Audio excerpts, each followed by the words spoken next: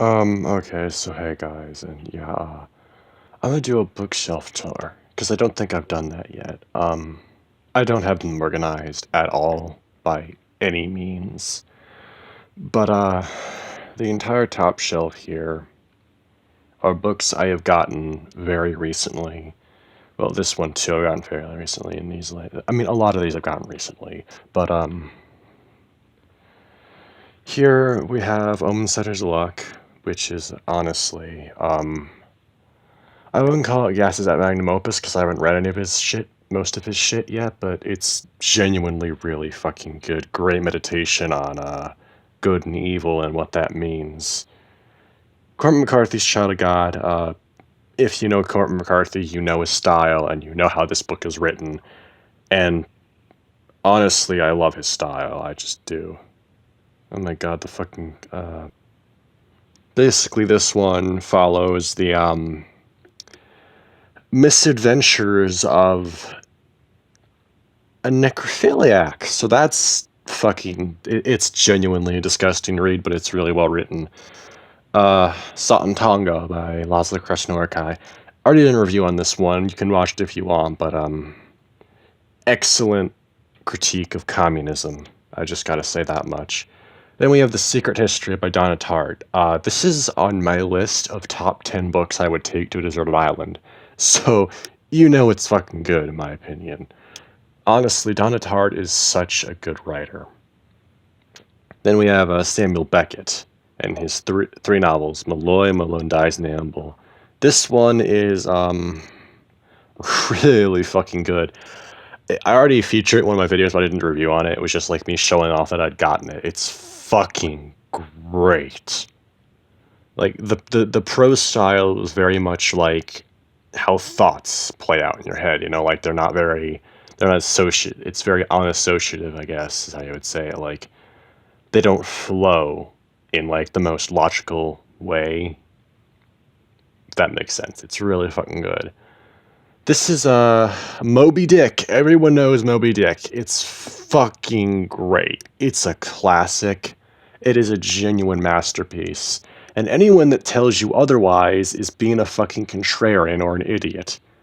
Now I have to move these to show off these ones. Up on the top you go.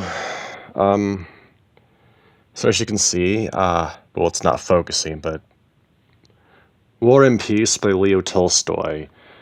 Now this bad boy, this is like one of those novels that everyone tells you about and how it's really like a classic, and it is. It's a classic for a good reason. It's like Tolstoy's meditation on how history affects us in a weird way. As you can see there, it's like he thinks history is a natural process that we can't control in any way. Great fucking read. This is going to be a long video, by the way, so strap in. At least some of them.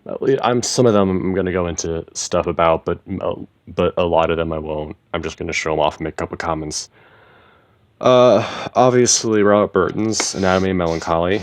Already did a review on this. It's on my channel. That's my most recent book review, so you shouldn't have to look hard for it. Really fucking good read.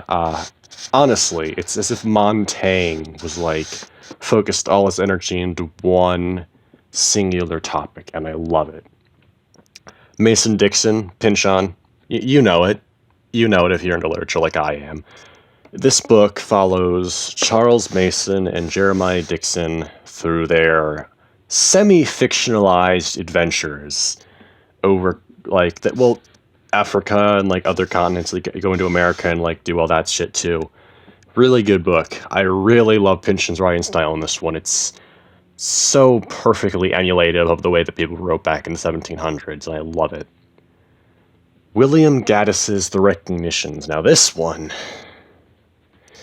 this bad boy is also on my Desert Island books list because it's just that good. And I love the NYRB edition. It's so pretty. It's so well made. It's very much a book about art and how art is sometimes illegitimate. Honestly, Gaddis's entire oeuvre is just full of meditations on art and how culture seems to be forgetting how to treat art in a way. It's really interesting, and you should read his work. I have, it's great. Ah, yes, The Red Book or Liber Novus by Jung. Now, this one is absolutely amazing. I mean, seriously. I'm saying that about a lot of these, aren't I?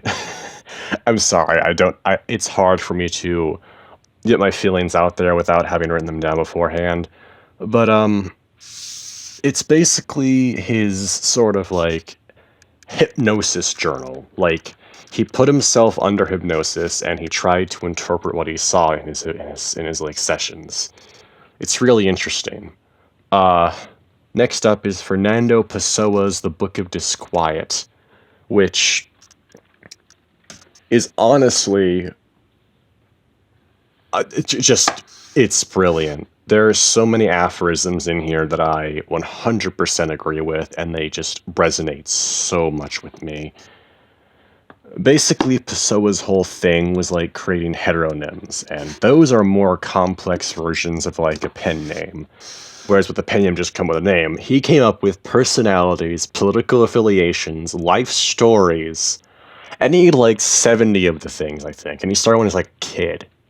So this dude was a genius. You should read him. Seriously. This book is, if I had to say it, like, this is a must-read for anyone in the literature. Obviously, James Joyce, Portrait of a Young Man, and Ulysses, because both of these go hand in hand, I think. Because Portrait of a Young Man is about Stephen Dedalus and his realization that to be a great artist, he has to get out of the backwoods religious bullshit of 19th century Ireland and just move on, and it's really fucking good. Why is this camera lens still fucking blurry? What the fuck? Well, I can't seem to fix it. Anyway, it's honestly, it's very short. It's only 190-ish pages, I'd say 190-ish pages, but it's so good. It's so jam-packed with amazing shit. You should read it. Honestly, the standout is the pastor's sermon on hell. That shit was fucking wild. That was great writing. Ulysses, obviously, everyone knows Ulysses. This book is 100 years old, and it's still being read. I love that. It's so good. Ulysses is obviously following a day in the life of Leopold Bloom and Stephen Dedalus, again, because I told you they kind of go together. They're kind of this one first, then this one, because yeah, you learn about Stephen, and here you don't really get much about him in that way, in like characterization-wise. Still really great book. Every episode, because it's split up into episodes, like 3 parts, different episodes. It's basically inspired by the Odyssey, because Ulysses is one translation of Odysseus for some reason. I don't understand that. Fyodor Dostoevsky's The Karamazov Brothers. This one is, honestly, the best way I can think of to describe it is like a book about faith, like faith in all things. I mean, it's just, it's a masterpiece. Just read it. I don't want to say anything else about it. It's just so good.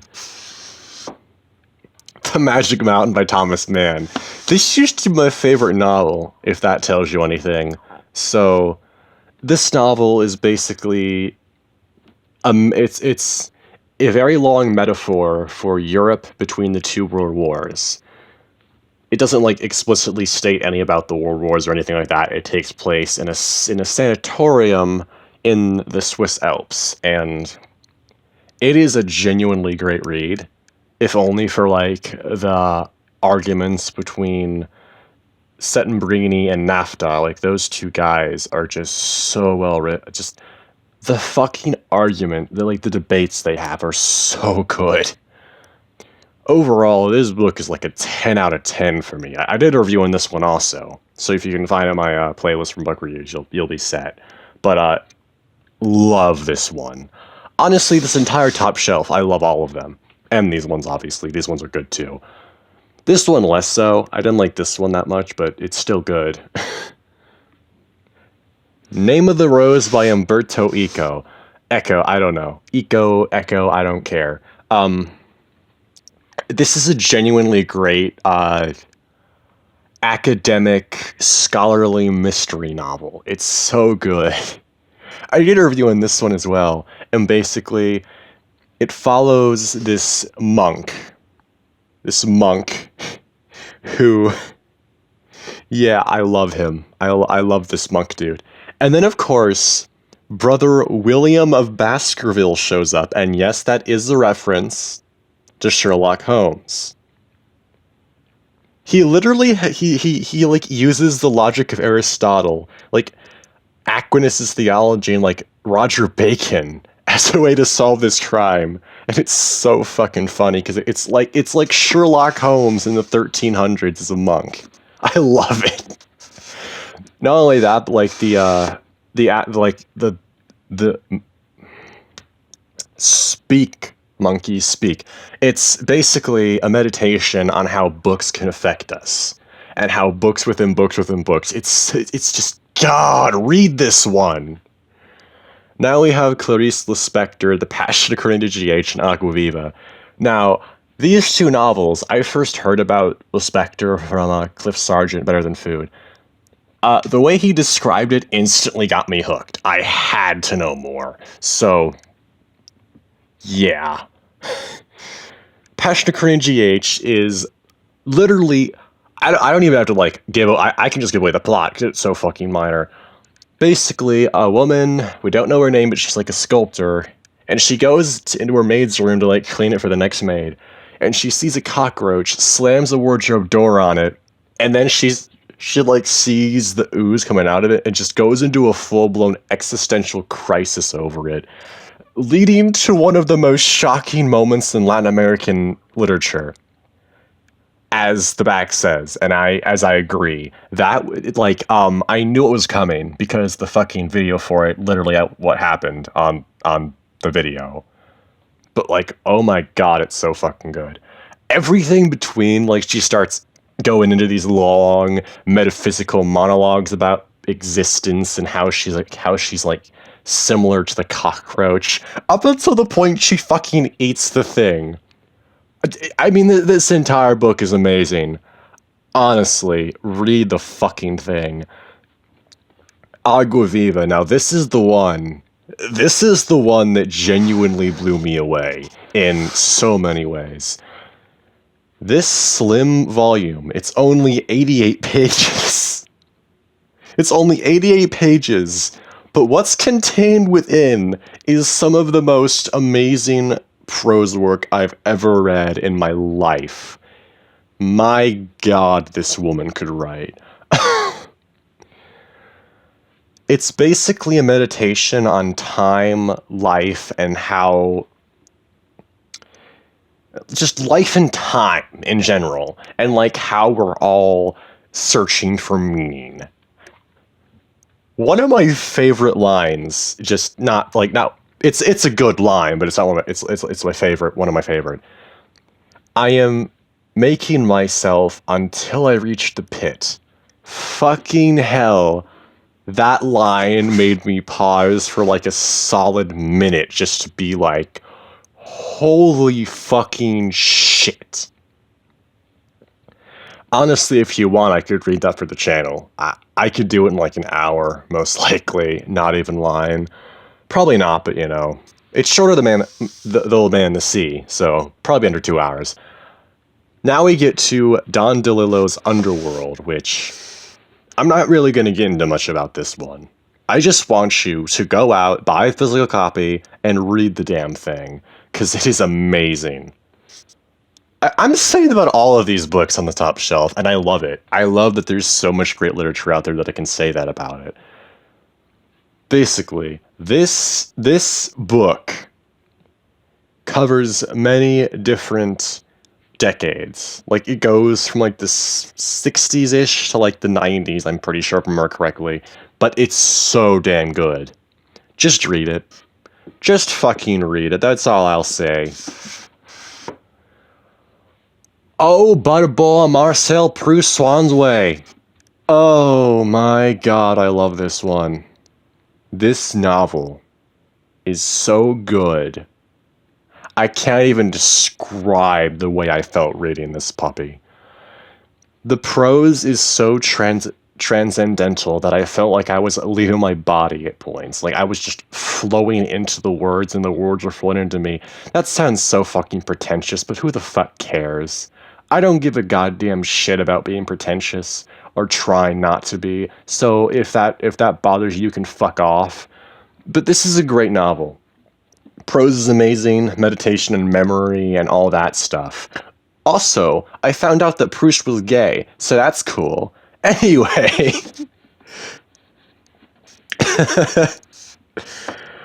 Dante Alighieri's The Inferno. This is obviously a classic for a good reason. Everyone knows Dante Alighieri's The Inferno. I don't even have to go on about it to you, because you know what the fuck it is. Everyone knows what The Inferno is, even if you've never even read it. Albert Camus' The Stranger. This novel is honestly really well written. It's honestly really good. That's all I'm really gonna say. Just read it. Just read it, motherfucker. That's all I gotta say, mate. Fucking read the bitch. And now I can put you guys back where you were. Oh boy, this is gonna be a disaster, I can already tell. Holy shit. Ooh, no, don't fall. Don't fall. Good. Oh my god, that was almost a disaster. Now we get down to the second row. Yes, this video is long. I told you it was going to be, so get used to it. I got this one today. Oh my god, I love this book. This is also on my Foucault's Pendulum by Umberto Eco is also on my Desert Island books list. In fact, it's my #1. So, you know, I love this book. Did I do a review on it yet? I don't think I did. I'll do that. Yeah, I'll do that. I'll do that soon.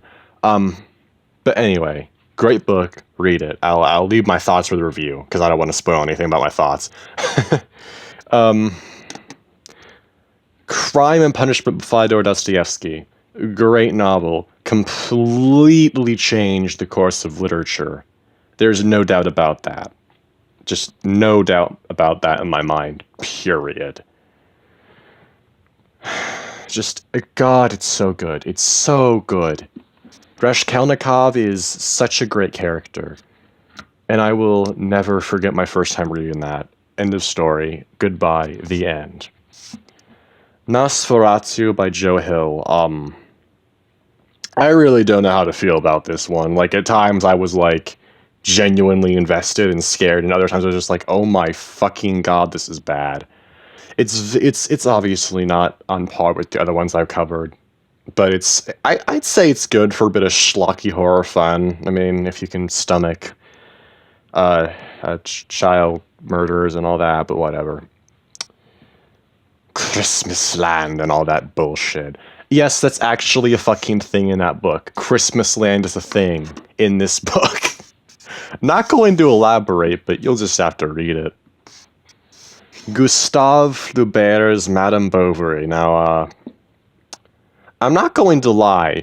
This one has one of the most shocking death scenes I've ever read in fiction. Well, not really shocking, but more just, holy shit, that's fucking dark. She spends all this time trying to get away and escape, and then she just ends up dying because of poison. And it's so fucking depressing. God, it's so depressing. That is literally the only way I can describe it. Great book, though. You should read it. Perfume, Story of a Murderer by Patrick Suskind. I think that's how you say it. That's the story about a dude who has no smell. He has no scent whatsoever, but he has the strongest sense of smell that any human has ever had and hopefully ever will, because he turns into a serial killer that starts killing women to make them into a perfume. So if you can handle that subject matter, then read the fuck away, because it's good. But if you can't, well, don't read it then, because it will not be your cup of tea, let me tell you. Fucking The Plague by Albert Camus. Really topical. I read this in 2020, so maybe that wasn't the best idea, but it was scary how accurate it was. My God. So I'll say. Sound and the Fury by Faulkner, obviously a classic. This is like, you can't go wrong with Faulkner. You just can't. Ocean at the End of the Land by Neil Gaiman. Great book about nostalgia and how sometimes nostalgia isn't all cracked up to be. A Little Life by Hanya Yanagihara, I think is how you say it. This book is just torture porn. It's just emotional torture porn. It's absolute trash. I hated it cover to cover. Yes, I know that's heresy on BookTube, but fuck your feelings. This book's terrible. I'm sorry, it just is. The only reason it's still on my shelf is because I don't want to give away a book. Ayn Rand's Atlas Shrugged. Now, this is just a manifesto on objectivism, which, do not get me started on objectivism as a philosophy. It is utter garbage. That is all I'm gonna say. The characters are not characters. Just, oh my God. And then, of course, the almost, 200-page speech from John Galt. That was actually pretty fun to read, I'm not gonna lie. But I really don't agree with objectivism as a philosophy. It's just so fucking stupid. Frank Herbert's Dune. I don't really want to get into that one because it's so well known that it seems fucking cliche at this point to say it's good. So I'm not going to say it's good. I'm just going to avoid it entirely. I'll move these now because they're getting in the way. So now we have Wuthering Heights by Emily Bronte. Obviously, great book. Such a wonderful gothic revenge story / a bit of horror as well. Honestly, just the atmosphere dripping off of this one is so fun. It's so tasty. God. Brave New World by Aldous Huxley. This one is... Whew, it was scary. I actually kind of got goosebumps reading this one. I honestly really like this one. You should read it. Cormac McCarthy, No Country for Old Men. Great novel, absolutely great. I actually haven't read this one yet because, of course, I haven't. I haven't yet. Joseph Conrad, Heart of Darkness. Absolutely great little short story about the fact that everyone can harbor evil in their heart. Absolutely great book. Love it so much. J.M. Coetzee, Disgrace. Whew, boy. This is everything A Little Life tried to be, but it succeeds. This is Little Life, way shorter, but it's so much better, oh my God. It fucking hurt. It hurt to read, I'm not even joking. Read this one if you can handle it. The Fall by Albert Camus. Good book. Honestly, good book. It's told in monologue and all that. It's good. Haven't read this one yet. Hopefully I will soon. I don't know when I will. I don't really know. Nisha, Twilight of the Idols, and I think there's 2 others in here. Right. The Antichrist and Ecce Homo.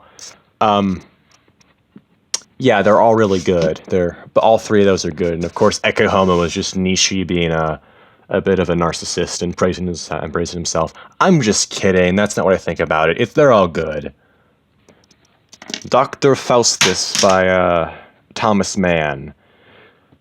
Of course, a German such as Thomas Mann would write his own version of the Faustian deal eventually, but he writes it with such amazing skill and just such knowledge that I can't help but love it, you know. There's a reason Thomas Mann used to be my favorite author, and I read everything of his I could get my hands on. So, read this and all of his other work. Buddenbrooks, Magic Mountain, everything you can, because he's so fucking good. Okay, Berserk. I only need the first 2 volumes, but I've read all of it, and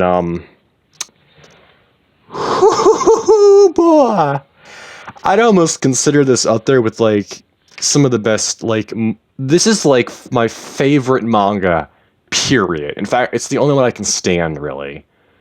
I've read others, but they all just seem so fucking bad in comparison.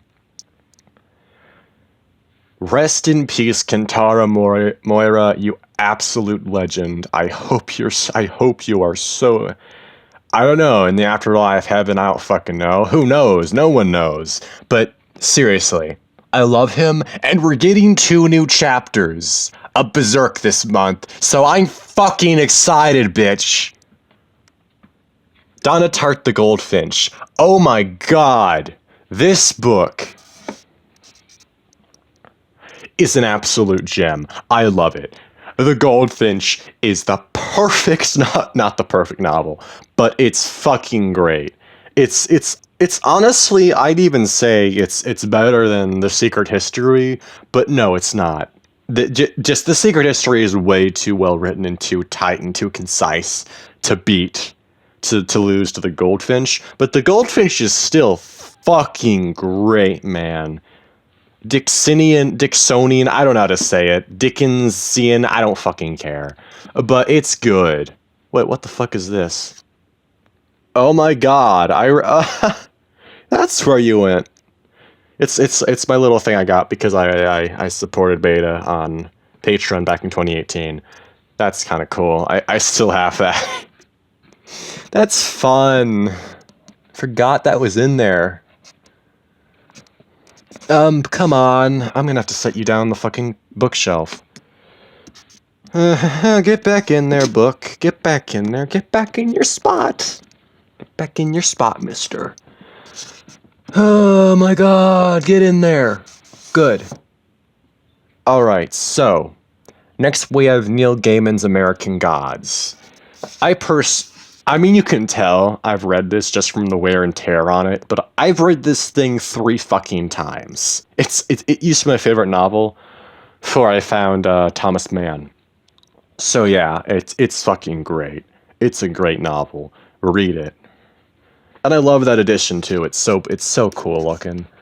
I was actually reading some of this in the car. I was rereading some of this in the car today, but oh, they're home. My mom and my sister, okay. This is The Conspiracy Against the Human Race by Thomas Ligotti. This novel is... It's a novel that I would call a life ruiner. If you are not in the right mental headspace, do not read this novel because it will ruin your life. I am not joking. But it's a fucking great novel just to see Ligotti use his fiction skills to write about philosophy and how consciousness is a curse and how we should all just ourselves. You know, he doesn't actually believe that, but it's very often what he writes doesn't believe it, but he makes some genuinely compelling arguments based on the text he's using that it is seriously not for the mentally ill. I am being genuinely real right now. Do not read that one if you are mentally ill or depressed or anything. No Longer Human by Osamu Dazai. I mean, come on. Do I even need to introduce this one? This is a very, very fucking sad novel, but there's almost a sense of genuine fucking uncanny terror I got reading this. Simply from the clinical and detached way that he describes his life falling apart. Just the way it was so detached made me very, very uncomfy. To the point I was actually kind of creeped out. And then to find out that Dazai did that to himself after he wrote it made the feeling even worse. Another one that you shouldn't read if you're mentally unwell. Seriously. This video is already long enough. I think I'll do a part 2 and a part 3 and a part 4, honestly, because that's how long this is going to take. Anyway, see you guys next time, I guess. Fuck off now.